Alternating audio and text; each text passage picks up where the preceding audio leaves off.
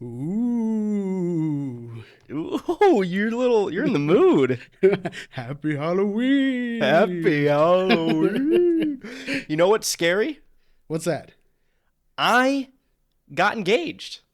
Yeah, that's pretty scary for Kelsey. It's actually, yeah, for I was going to say for Kelsey and also for all the women out there that are now shocked, saddened, devastated even. Another one off the board. All our women our female listeners listening to this white male podcast going, God damn it, another one. Gone. Now they're going to stop listening. Way to go. I know. I actually blew it. It's true. You do lose listeners when you get married or have a significant I have seen other. that, yeah. Or like all the influencers that post their, soft launch or whatever, and then they lose like 1 million people or streamers. It's like, the same thing. So it was like when Cameron Brink posted her boyfriend for the first time. You know who Cameron Brink is? I don't know. She's a really tall basketball player, and everyone tries to get the uppies because she's super tall.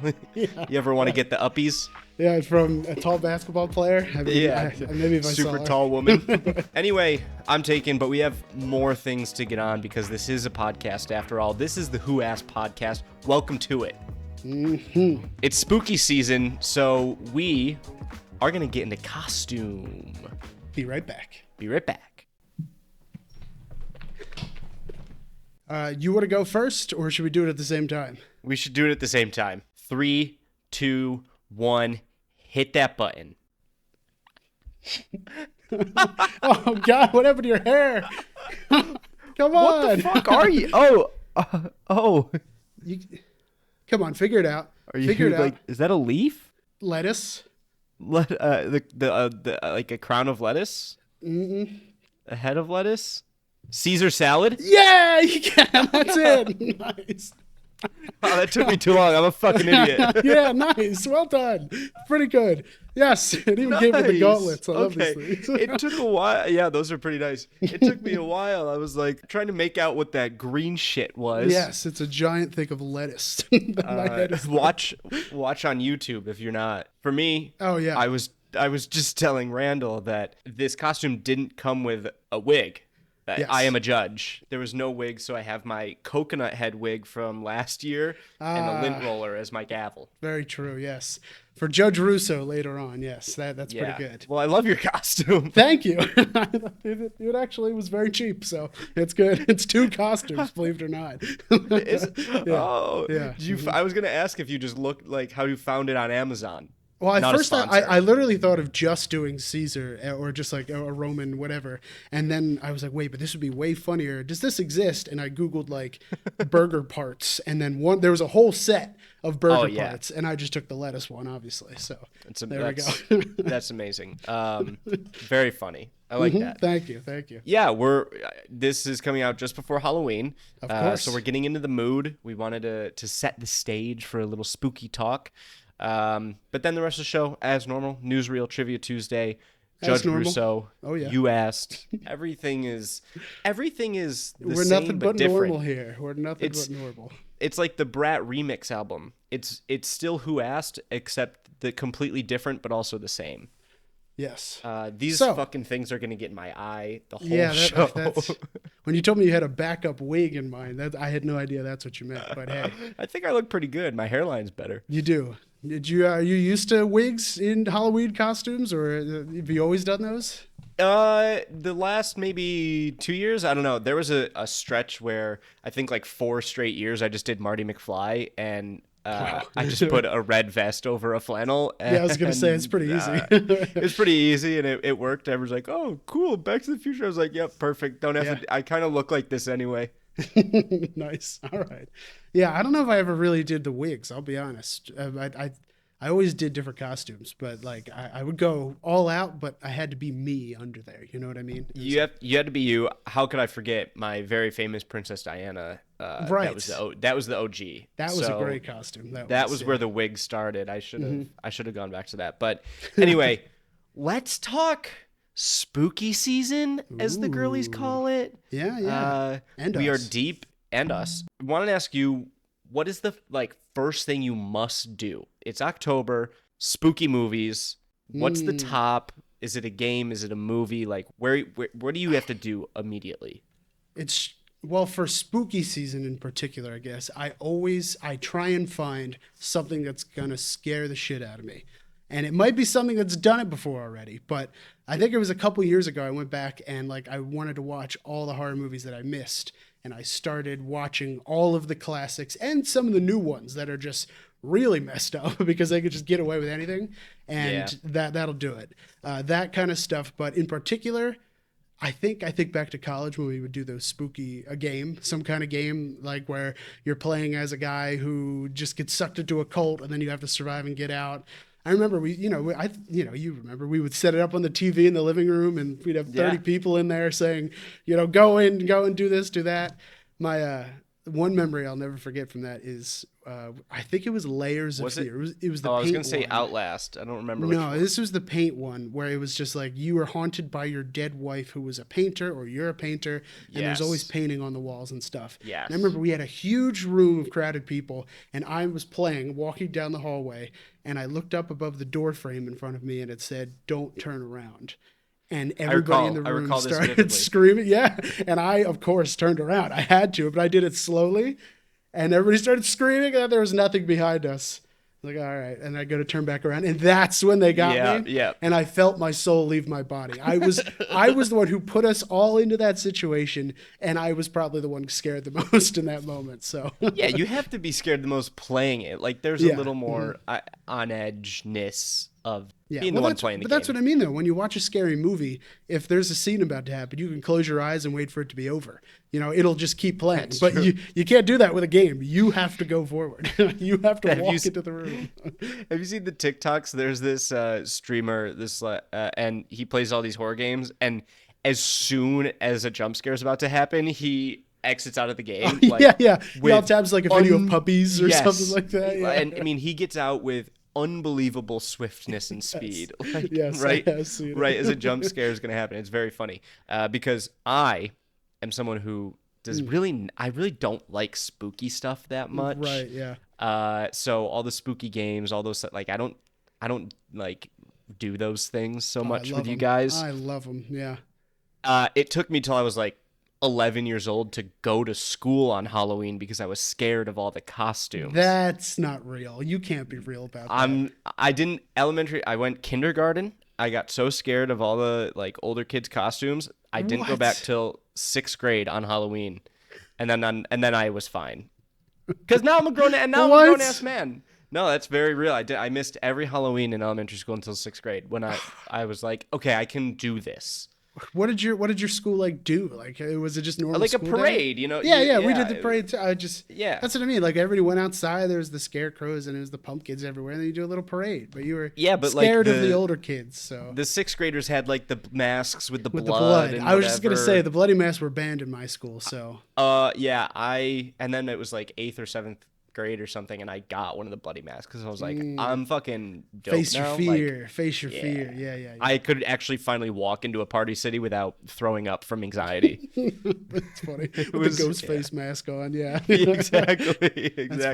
I never took Halloween as like a day to be spooky. I always loved the stuff, but like my favorite costume when I was little, Steve Irwin, the crocodile hunter. I mean, come on. Of course. I had a little snake I was walking around with. It was great. It was the best. But real snake, like a garter snake? No, like a rubber snake because I was. It would have been cooler if you had a little 3rd grade. Yeah, I know, but a real one would have been really cool. Yeah. So what about movies? You got no movies? There's not like a. I don't have like a ritual movie that I watch once, but if I had to pick, it'd be The Shining because The Shining's definitely my favorite spooky movie to get into anytime. Sure. Yeah. And I read the book, which is way more messed up than the movie, but still equally as, awful. So they did Shelley Duvall wrong. Is that her name? Shelley Duvall? Yeah, Olive Oil. Okay. I like being right about stuff. I get so nervous. For me, it's like it's not spooky, but my favorite movie is Nightmare Before Christmas, and that doesn't count.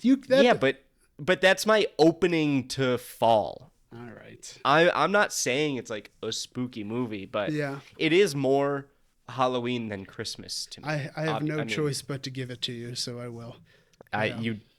You have whatever choice you want. Yeah. For me though, if I'm talking scary movies, Yeah. What's the scariest movie that you've seen? I don't know, Midsummer or something.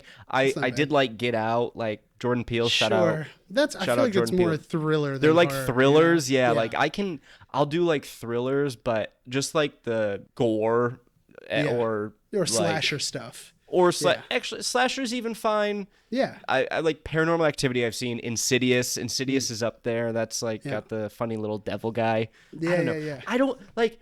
I hate being on edge. So why the fuck would I sit through a 2-hour movie where I am on edge the whole time, nervous? I want to throw up. I'm getting no enjoyment out of it. That's always, I think, my thing with scary movies. There is not a second where I'm like, this is so awesome. Well, that's fair, I guess. Yeah, no, but with the slasher stuff, yeah, I could sit through any of those.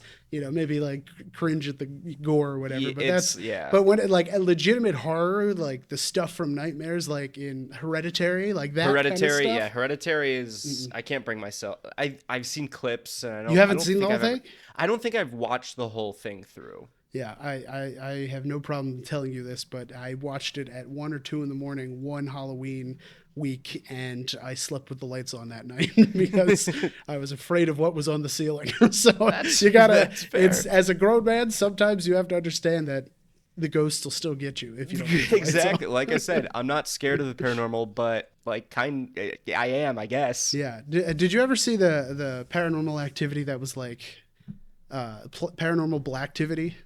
That one that was just like Is the it Black family. Is it a parody? Yeah, it's a parody. Yeah, Yeah. That's the only I saw that in theaters actually because it was like high school or whatever, and I was hanging out with my friend Ricky and my other friend Marlena, and they were like, "Yeah, you pick the movie this week. We'll go do something." And like I just was like, "Ah, look, there's 3 seats left in this movie. Let's just go to this one." And we went to that, and I didn't really know what it was going in. And let me say, we were the only 3 white people in the theater. That was the most fun theater experience I think I've ever had. Like everybody was going. It was like a comedy show. I was there. Yeah. But it was hysterical. Hooting and hollering. Exactly, it was great. That's so funny. Yeah, I will say I do miss like the horror, like scary movie. The parodies and the parodies of those are the very one funny. blonde girl that's in all of them. Anna Faris. Yes. Mm-hmm. Shout out. Don't shout out Chris Pratt. Bad guy. Oh right, yeah, the divorce. Yeah. Anyway, but the scary movies were good. I did watch those, and I think also when I was young, I was like, I didn't know they were parodies for a while. Oh right, so yeah. No, you're right. I scary. was on the same page as you because I remember like the War of the Worlds parody part, and like Yes. I thought that was just from the movie or whatever, like from the scary movie. Right. I didn't realize that was from something else. So What else you got on Halloween? Oh, favorite candy. Oh, that's true. That's a good one. 3 Musketeers all the time. I'm a nougat Three guy. Musketeers. I've always been You a said we nougat might have guy. talked about candy, but I didn't know you were a Three Musketeers head. You didn't know about the nougat, huh? So What Musketeer are you?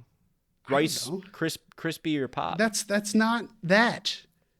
Snap, crackle, pop. You're talking about Rice Krispie treats. I know, but aren't those also Three Musketeers? Isn't that no, their thing? those are 3 Keebler elves. What are you talking about? I knew it wasn't the Three Musketeers. I couldn't think of 3 names. I don't think they're. I think the 3 Musketeers are the 3 ingredients. Are but the which is nougat, like chocolate and I don't know, milk. I got nothing. yeah. I'm What a about Twix you? guy. Twix. Yeah. Absolutely. Twix and Reese's Cups. Your neighborhood, not to dox you, your address, but it is, I could if you want. Your houses are very far apart. Yeah.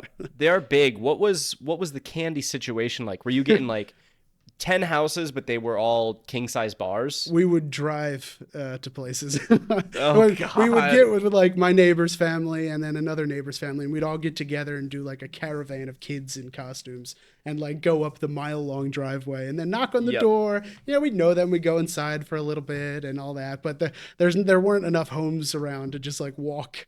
And even if there were enough homes, everybody's driveway is like a mile long. They're so long. Even if it's a dirt road to like a single family rancher, like Everybody just has the land, so that's it. That's true. You probably did know also like literally everyone. Pretty much, yeah. Well, I definitely could tell you the names of the family that lived in every house within like a quarter. Whether or not I know them personally is something else, but yeah. You had a car. Were you a pillowcase guy or like a little bucket? I think I had a pillowcase. I'm pretty sure. Had to be pillowcase. In big suburbs, like where I'm from, pillowcase, you just go to these fucking residential neighborhoods and you could go forever. Yeah, oh, that's for sure. And when then, we'd bring everything out, bring it home, dump it all out on the table, and then anything that wasn't wrapped correctly we had to throw out and all that stuff. So we didn't do that. I was like, Dad, what if there's take all razor my almond blades in your joys and chocolate, rounds. Yeah, whatever. There's like razors, gays, frogs, and there are gay frogs in there. Yeah, that's true. Well, comma gays or frogs, but also gay frogs. Really, it's up to you how you interpret that. Did you have any? Let me put it this way: did you ever have a Halloween costume when you were young that you couldn't do today? Yeah, I did blackface a couple times. So I didn't mean, well, yeah. I do remember that one now. No, I don't think so. I mean, I was like Woody. I don't think I did it. Again, I didn't. Woody, yeah. I was scared a lot. I was a cheerleader once. I was a dead baseball player. I can see the pictures in my mom's scrapbooks right now of all of like me and my brother like in our costumes. Right. No, so nothing raunchy. I guess in the dead baseball player, I did have makeup, but it was more white. I think I did Elvis, but that was when I was really young. I think that was mostly my mom dressing me. At that point, like lumberjack. Did you ever do like the beard trick with the cork? Huh? Yeah, my mom would take a cork and light it on fire, and then you put it out, and then you rub the cork along your face to make it look like a beard. So I was a lumberjack, and I had a big charcoal stain on my face to make it look like a beard. Did that hurt you? No, I said you wash it off so that it's not hot. You didn't say you wash it off. No, I told you put it out. Just like it's charred. Not hot. Yeah, it's not hot. And you think she was branding me? Branded your face with that's what your beard is. It's the brand. All the scars underneath. Yeah, you just can't see them. I think that's how they do hair transplants now. Yeah, pretty much. Just fly over to Turkey. They'll take care of you. I am working on planning that for myself. So. Oh, really? You think you need hair? I mean, with that cut. No, this is what I'm going to transplant it to, baby. Oh, coconut, like permanent coconut head. Oh, that's right. Turkey is not far off the horizon for me. But all right. This is about a different kind of scary, and that is newsreel. Unless you have anything else for me. No, not really. I just wanted to see if I could catch you on anything, a bad costume from back in the day or something, brown face. No. Maybe. Yeah, like I said, just me and Justin Trudeau at that one party, but other than that, though, I already know about that one. Pretty clean. Okay, pretty clean. Newsreel it is. Newsreel it is. So the score here, I do have an update for you. Has something changed? Well, no, but I guess to update the audience, 8-6, Aiden, 8-6, Judge Russo on top. Not good, really. Not good, but this is your moment because things can flip on a dime. Yeah, as they have. I was in the lead for quite a while. You sure were. So why don't you go first, Randall? Okay, I kind of got to turn. This is like, I can, but then I'm going to lose the crown. So I got to keep the laurel crown on. Are you ready? Yes. Okay. Baby born in microbrewery parking lot honored with a special beer. A baby born in the parking lot of his parents' favorite microbrewery in Michigan was named after the business, which in turn created a special brew to honor the newborn. Aaron and Kyle Baker were on their way from Vicksburg to Bronson Hospital in Kalamazoo on the baby's due date when they realized they would not make it in time. They called for an ambulance and pulled over into the parking lot at One Well Brewing, which happens to be their favorite microbrewery, and baby Forrest Wells Baker was born mere moments later. One Well Brewing celebrated baby Forrest Wells' arrival by coming up with a blood orange blonde ale, which his parents were invited to come help mix the brewery. The beer, aptly named Special Delivery, is due to be tapped later this month. That's funny. The One Well promise: have a baby in the parking lot, and the baby will get free beer for life, he said. Yeah, that's an interesting. There are so many microbreweries in Michigan specifically. Sure. So what you else did is a there great. to do? It's like Syracuse. You drink, be cold, and that's basically it. That's a really good one. That feels so likely that I'm just gonna say real on the basis that it feels Michigan enough to be true. That's what I'll give you. So you say it's true to form for Michiganders? Yes. You're right. It is true. It is real. Had to it be. Is good. It always had to be. It's a nice story. I liked it. I just wanted to say I read nice it and I was like, even if he gets it, this is fun to talk about. It is a nice story. I do like that. Special Delivery is a good name. Yes, exactly. I really like that. I appreciate when one of my dream jobs is to design cans for breweries. Like I would love to cool. Like the do the fun little make cans, because like craft beer now, the can is basically what sells. I mean, I go to a craft beer store and I'm like, all right, I know I'm getting 4 hazy IPAs. Which one called to me? Like, well, have you seen? I mean, this is a minor tangent. Have you seen Liquid Death? Yeah, well, the can. Listen, of I work in marketing. You think I haven't heard everything about Liquid Death? Yeah, and for those who haven't heard about it, it's just canned water or tea that looks like it's in a perfect like beer can or for like a microbrew something, but it's just water. It's just tea. It's just water. That's a good. I was gonna say, I don't know if I feel like maybe we've talked about it, or I talk about it all the time, but it like has taken over like festivals. Really? So now some festivals you can only get Liquid Death, and I'm like, dude, I don't want to drink canned water. Like the water stinks. Have I ever told you about? That's not my first encounter with canned water. Have I ever told you about this before? When I was in high school, I did a lot of stagehand stuff, as you know, and I worked Warp Tour. And when I was working Warp Tour, we were out in the parking lot setting up the stage, whatever. And they always have water for us, obviously. And I was like, "Where's the water? Where's the water?" And they're like, "Oh, it's over there. It's sponsored by Warp Tour, blah, blah, blah. They got it." And I'm like, "These are just 3 coolers of Monster energy drinks. Where is the water?" And they're like, "That is the water." And I was like, "What?" And I open it up and I look, and I have the can back at my parents' house, and it's a black Monster can with the green letters, and it says water at the bottom. And it literally was just filtered water in a can. So I think, I would have like 2. I don't know what this effect is called, but I would just be thinking Monster. So when I'm drinking it, it would just be like loosely Monster. Yeah. Which I would fucking hate. All right, well, good job. Let me make sure. So. Yeah, good job. You got the point. What do you mean, good job? Oh, good job, me. Yeah. All right, let's hear it. It's time for me to go down 3. Mine is not as nice of a story. Woman mistakes town meeting for Donald Trump rally and smears 30 cars with smooth peanut butter in protest. Christina Ferguson, a 32-year-old woman in Wisconsin, was arrested last week after allegedly smearing cars with peanut butter in an anti-Trump protest. Even if this woman hadn't completely messed this up, it turned out to be a local environmental organization meeting. Smearing condiments on vehicles and shouting about how much you hate Donald Trump seems like an odd way to protest. When officers from Portage Coast Sheriff Department questioned Miss Ferguson, she claimed she hadn't left her apartment that night while allegedly licking her fingers repeatedly. In a story that keeps on giving, The Independent reports that the chief deputy saying, "Fortunately, it wasn't chunky peanut butter, so vehicles didn't get scratched. Only in America." I mean, the only redeeming thing that makes me think it's real is the state that it allegedly happened. That is the only thing hinging me on saying that it's real. But I'm going to say it's fake. Don't do it. Don't do it to me. Come on. There's 30 cars. Nobody stopped her. How do you get to 30 cars? That's insane. You want to know what's even funnier?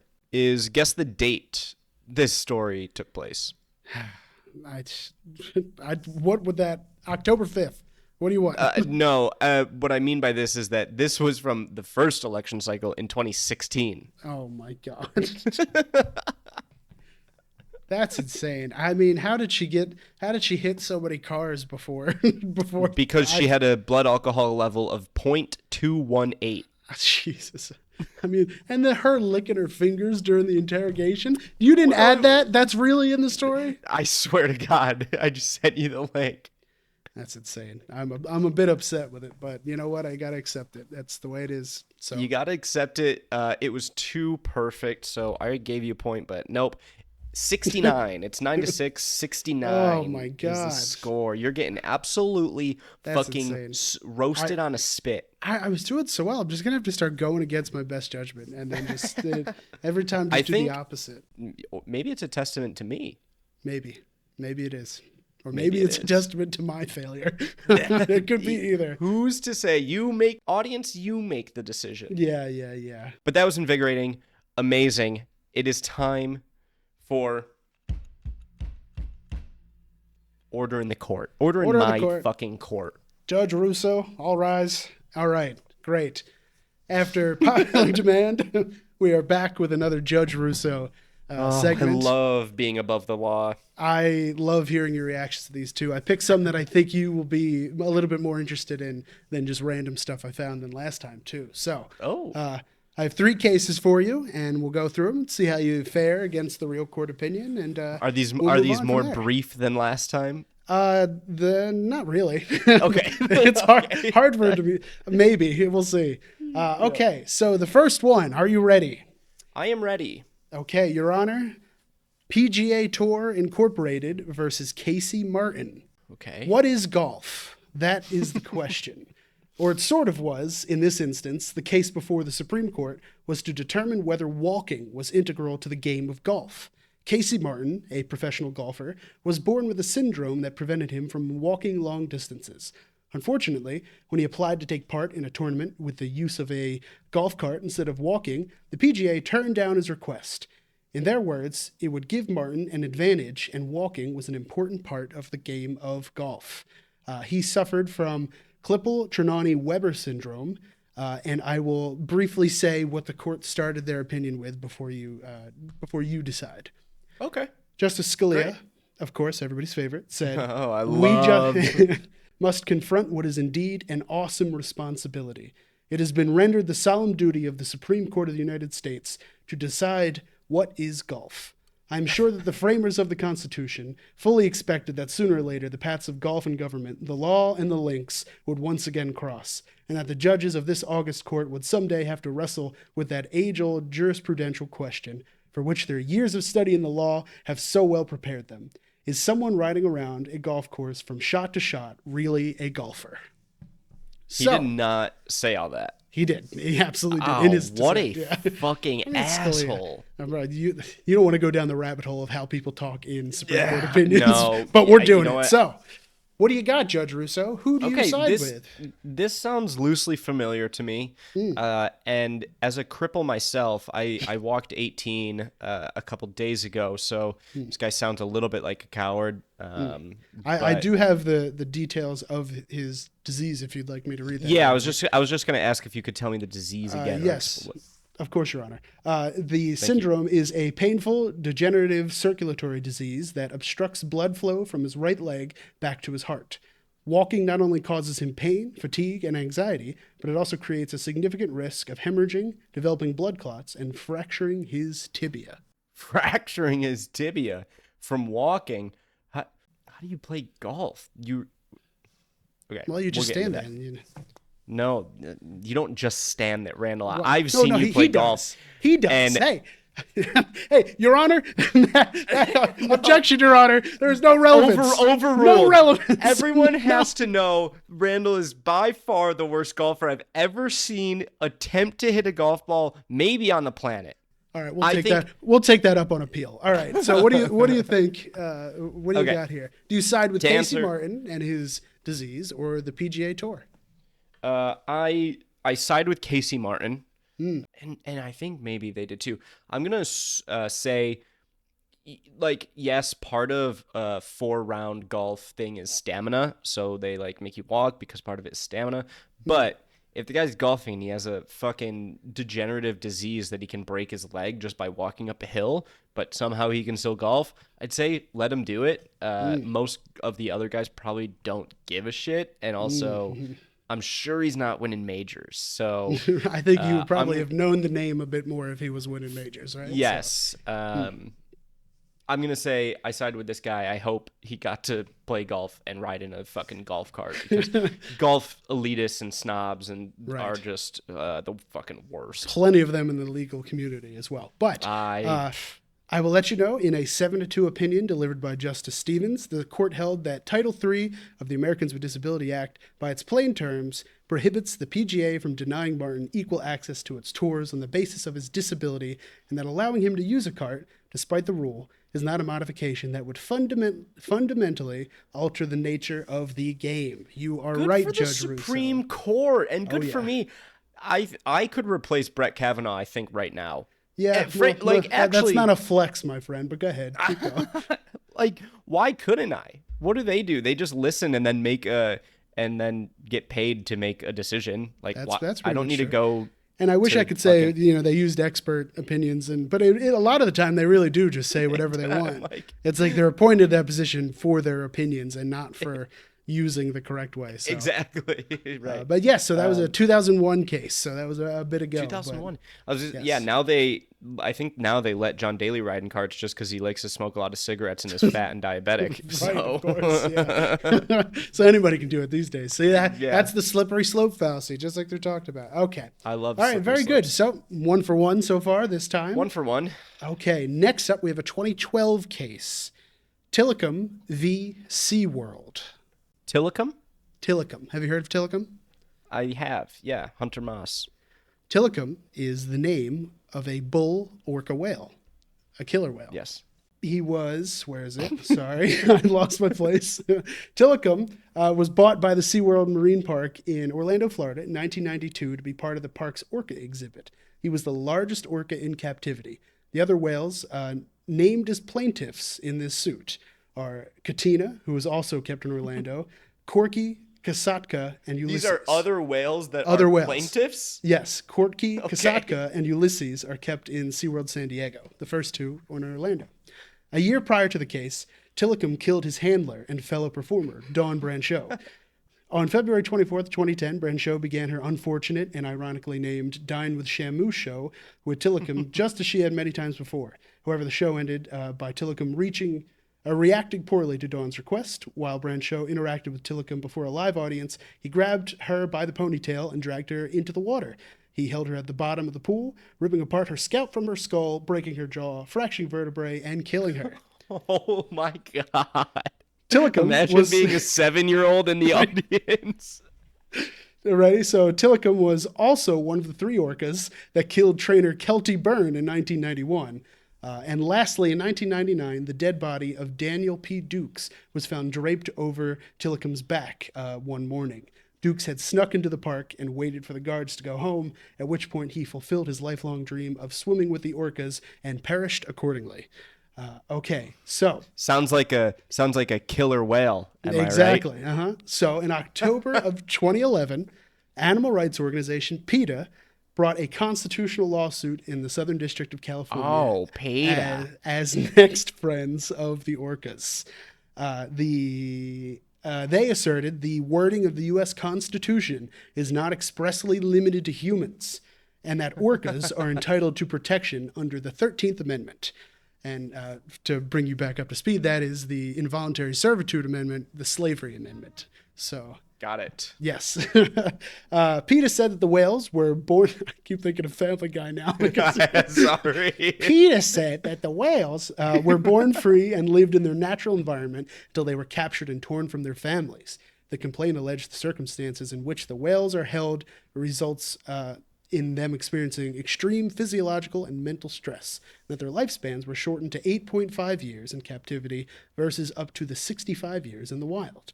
SeaWorld called the action baseless and a publicity stunt and defended the treatment of orcas in its parks, saying no facility sets higher standards in husbandry, veterinary care, and enrichment.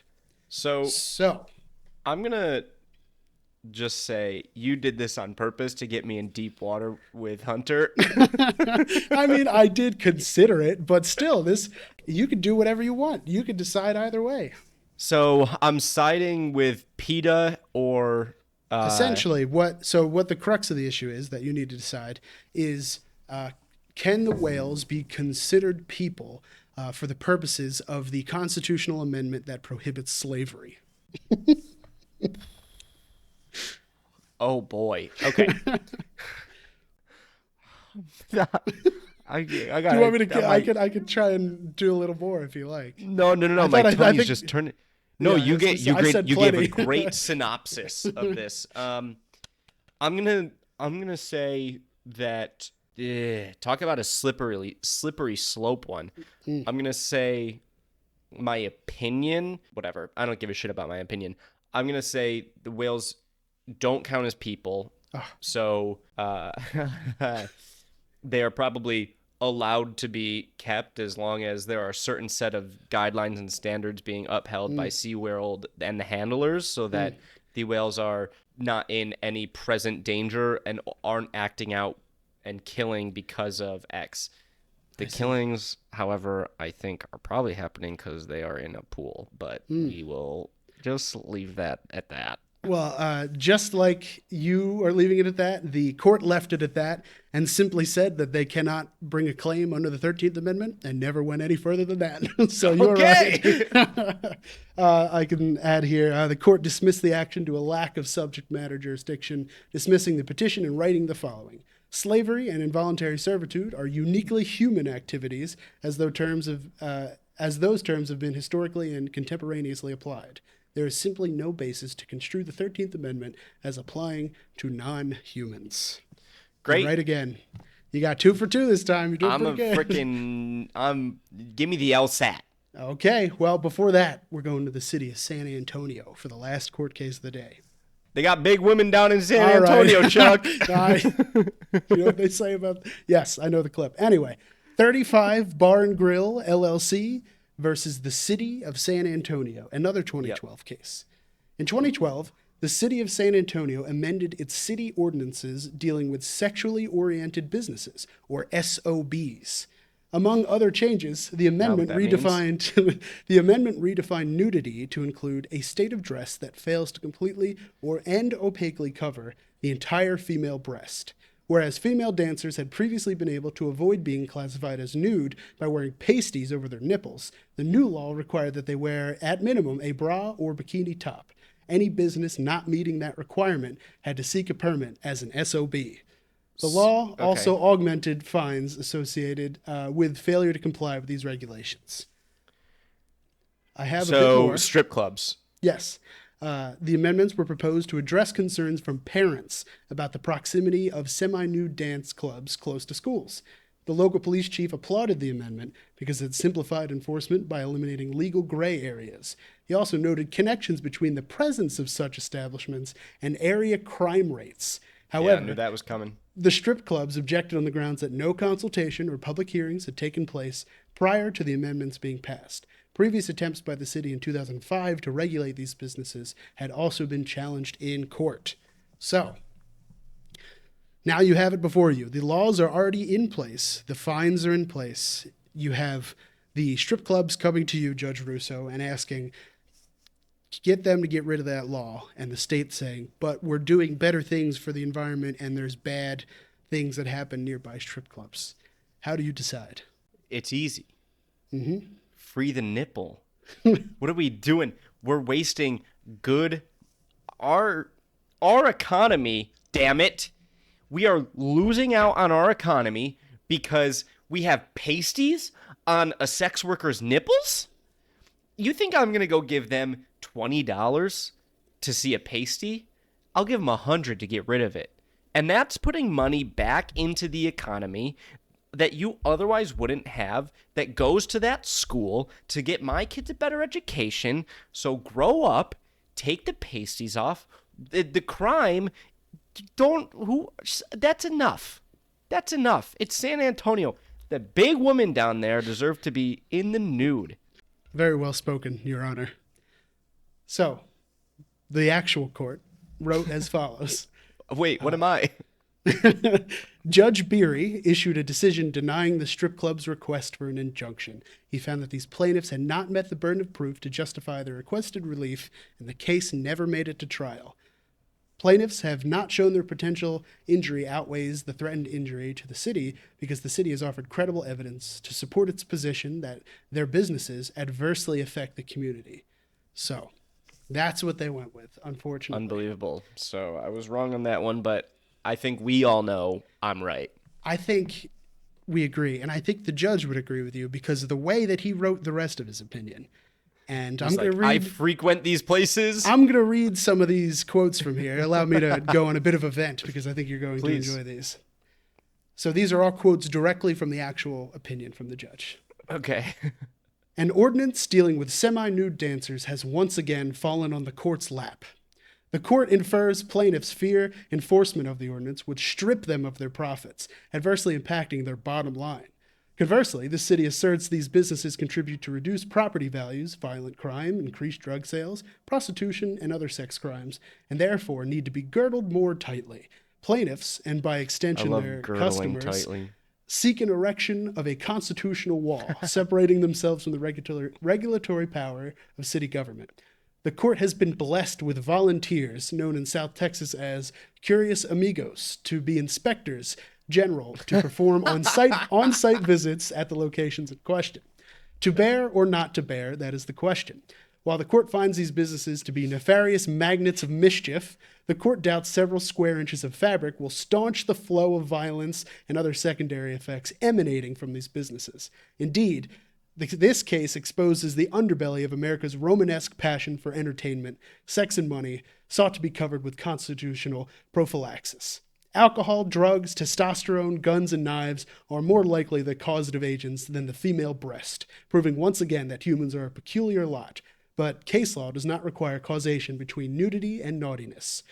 Should the parties choose to string this case out to trial on the merits, the court encourages reasonable discovery intercourse as they navigate the peaks and valleys of litigation, perhaps to reach a happy ending.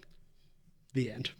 So this guy's a pervert, and he agrees that they should be able to show their nipples. But sometimes you gotta... And their pussy lips. What about the pussy lips? Oh my God. Sometimes you gotta rule differently than where your heart wants to go, Judge Russo. Calling them Curious Amigos? Yeah. Something doesn't seem right about that. I mean, it's South Texas, right? So maybe they're, it's different in San Antonio, okay? That's it. So that is crazy. Well, hey, 2 out of 3 ain't bad, as they say. So 2 out of 3 ain't bad. I'm giving myself 3 out of 3 because the judge is horny and he definitely goes to those. So that was fun. I like those ones. Those were good. Right? Those were really good. I appreciate you bringing those to the table. Of course, because you did a lot of work getting those. And this meeting is adjourned, except the show's not. We have more to do. Oh, okie doke. I'll adjourn it when it's fucking done. Now it's Trivia Tuesday. Sure is. And another reminder here that the score is 8-6, Randall 4. Again, I am winning. Why don't you take a sip of water? You're gonna need it, idiot. And I will go first on this one. We're gonna get through TT quick today, so we can do some You Asked. Okay, all right. And also, I want to go watch this, so that's relevant. MLB playoffs are right now. Okay. So this is just a nice, simple, topical one. Sure. There are 4 teams left. It is the semifinals, ALCS and NLCS. So I'm asking, which of these teams is not still in the playoffs? So one of these teams have been eliminated. Sure. All right. The Mets, the Dodgers, the Guardians, or the Padres. God, I can hear the Who Wants to Be a Millionaire music in the background right now. Because I happened to go visit my dad and brother yesterday who were watching the Mets and the LA team, Dodgers. That's what they're called. So I have a 50-50 shot. Could you read the other 2, please? Guardians and Padres. Okay. Gotcha. I have a 50-50 shot. I can't overthink it because I don't know the answer. So I'm going to say D, Padres. Yes. All right. Yes. Let's go. Oh, man. I did not. I thought you were going to guess wrong. I really did too. I mean, knowing how the newsreel have gone, those are also 50-50, and I've gotten 3 in a row wrong. Those are a 50-50 You'd think you'd stumble shot. into the right answer eventually, but here we go. Yes, the Padres were eliminated in Game 5, which was the elimination game against the Dodgers. I think they went like 24 scoreless innings. So it was very bad for them. I obviously left out the Yankees because I figured you would know the Yankees are still in. And the Phillies are out, right? You also would have known that. So Yankees, I think, are up 3-0 right now. Right. So in Game 1 against the Guardians. Previously the Indians, but we are removing racism from sports. Famously. Nice, that's a good start. Right, never been any racism. Nope. Especially that one Redskins league that and people Indians. still call I don't like that. But anyway, are you ready for your question? I am. Good job. 5 on the board. I'll take it. One I'll take hand. the point. That's pretty good. I like the... Whew, I got good energy going now. Here Yeah. we go. You All ready? right, now come you, on you got to now, keep baby. it going. Yeah. In the Star Wars. Wars prequels, the Galactic Republic's army is made up of 6.2 million clones of one person, Jango Fett. These clone troopers usually give themselves nicknames to differentiate each other from their given numbers. This past week, Star Wars introduced a new clone trooper to canon that is transgender. What is her nickname? Did they really? Yep. Are people upset? Of course they are. What do you mean? Every chud you can imagine is posting 1,000 Reddit posts. Anyway, so one of these is her nickname. So is it A, Omega, B, TR-4N5, C, Phoenix, or D, Sister? How is Phoenix spelled? As you would imagine. Regular? Yes. If it was with a Y, that would have really given me pause. What was the last one? Sister. Sister. Oh, these are good. These are really good. I want you to know that, one of these is the right one, but I did think of the other three. I'm thinking of, I think it's J.K. Rowling in the Harry Potter books where people are named like, it would have been like trans space Vestite or something. Yeah, we've talked about that before. And if it was George Lucas in the 70s naming this character, it would also have been like that. A lot of the original characters had stuff like that too. But okay. All right. Would you like me to read them again? It's Phoenix, TR, Omega, and what's the fucking last one? Sister. I'm gonna. I really want to say TR 4 and 5, but I'm gonna go with Omega because Omega is the last letter of the Greek alphabet, and I think they were trying to do something there. Not sure what, but I think they were trying to do something there. So I'm gonna say Omega. I will say that is very smart of you to say, but you are incorrect on that one. The correct answer is D, Sister. Sorry. No, that was way too on the no way. Yep, it sure is way too on the nose because they all call each other brothers. They all call each other brothers. So she's Sister, of course. I will say there is a recent show called The Bad Batch, which is about a bunch of the mutated clones. All of these guys that are like, the brawny guy, the smart guy, all that, and then they meet another mutated clone where this clone's mutation is that she is a girl and her name is Omega.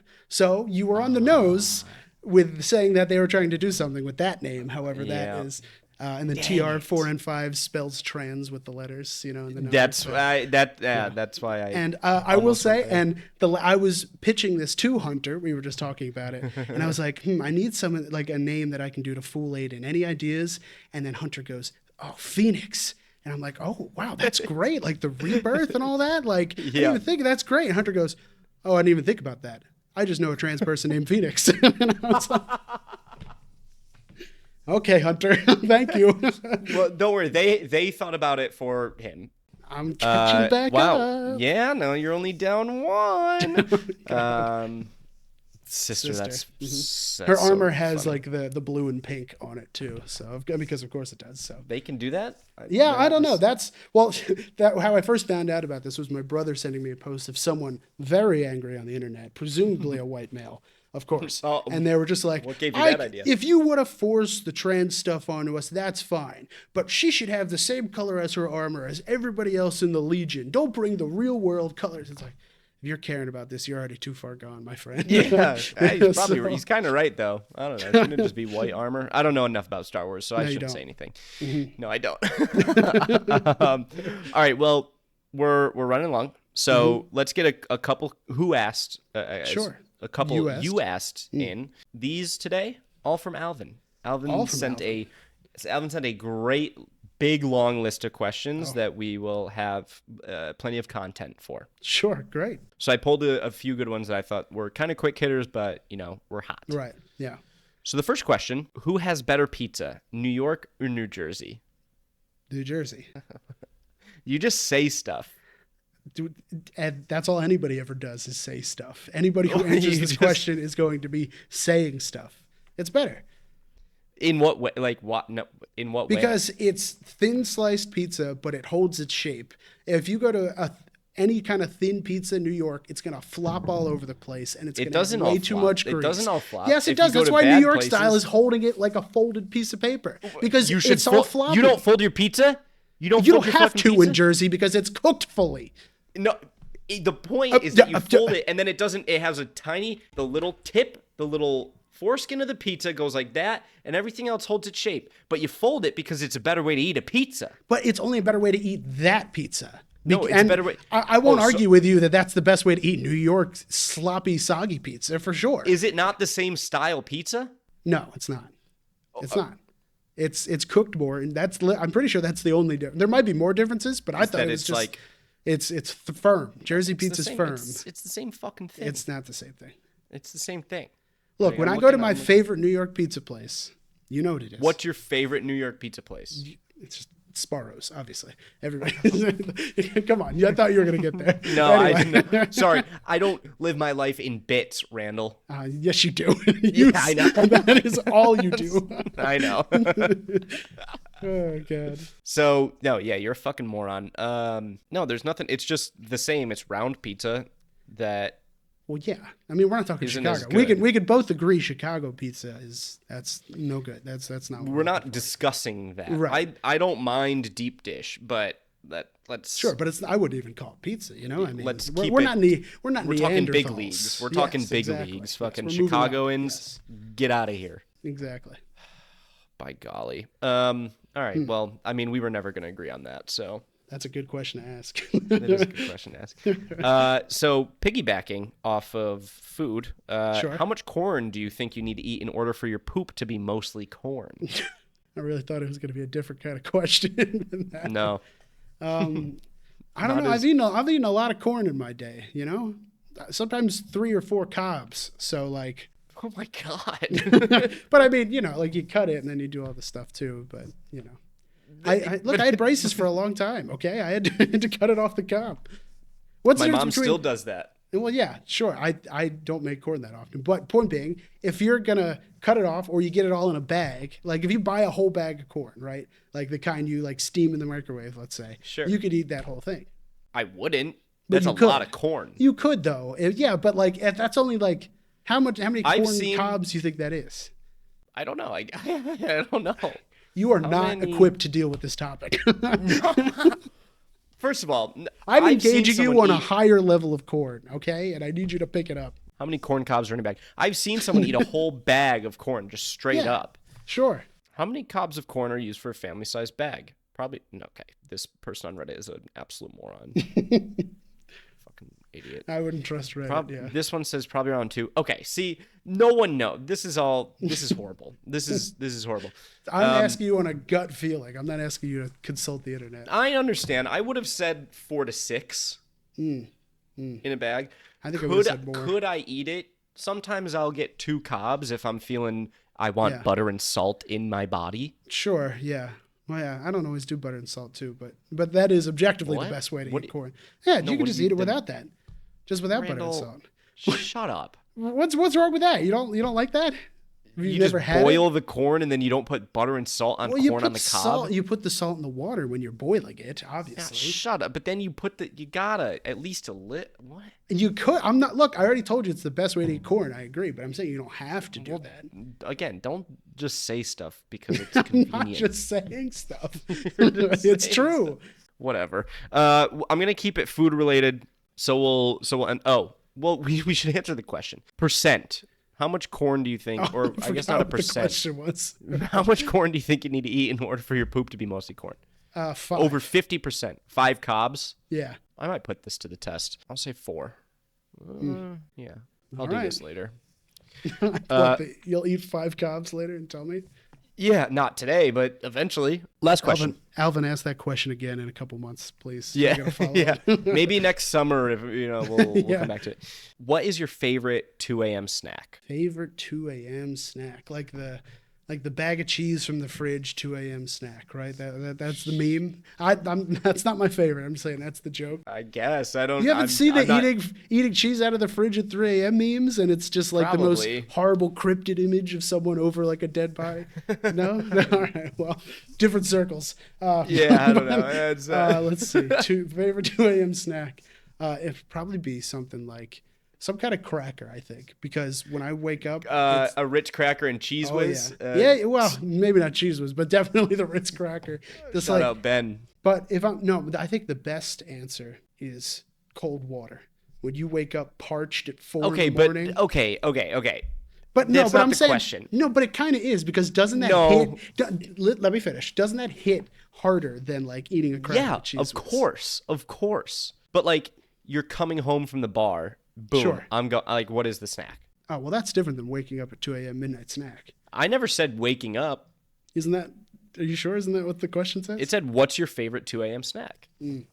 So now you're turning into coming home at 2 a.m. What's the snack you make? Yes. All right. Well, what's yours? You go first. Yeah, I mean chicken dino nuggets. It's not even close. A dino nugget. I don't do this anymore, but when I did, dinos. Oh yeah, I remember you guys used to have that bag of nuggets in your house in college, and it was just like a bag of like 1,000 chicken nuggets, and you just went through I don't remember where we got that. I don't either, but yeah.